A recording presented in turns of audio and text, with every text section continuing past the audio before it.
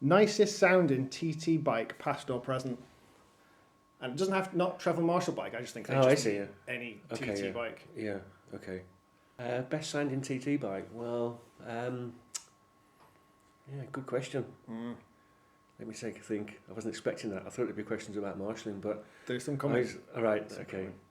I always thought that the RC45 was a really great sounding bike, and you stand at the Sulby Bridge and listening to the bikes screaming down the straight. And the RC45 was VFR, RC30, any V4 Honda was really superb. I like them, yeah, but I always thought they sounded a bit flat.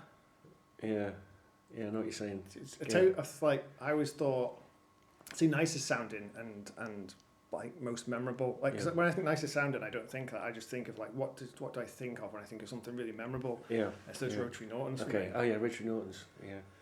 They just that noise. The Honda V4 is up there, but I have to say you'd have to go back to the old two-stroke days for me. The old four-cylinder Suzuki's particularly. Yeah. And the RG500s. Before my time, Jim. That was something else. My dad had a long play record from the 1976 senior TT that John Williams was leading until he broke down, ran out of fuel on the last lap.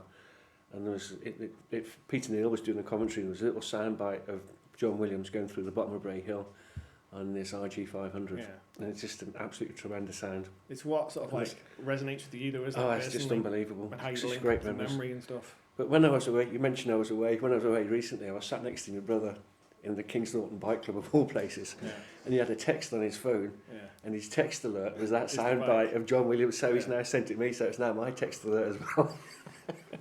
That's good. That's good.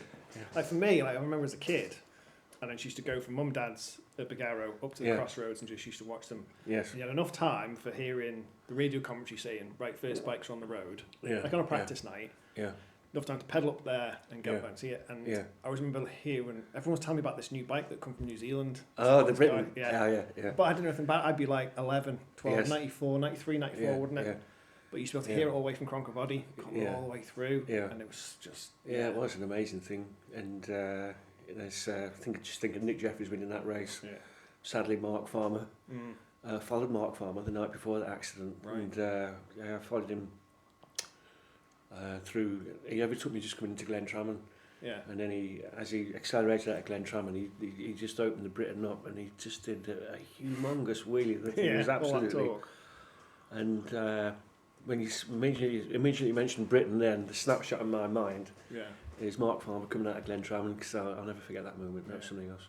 But I think you're right. It's all about generations.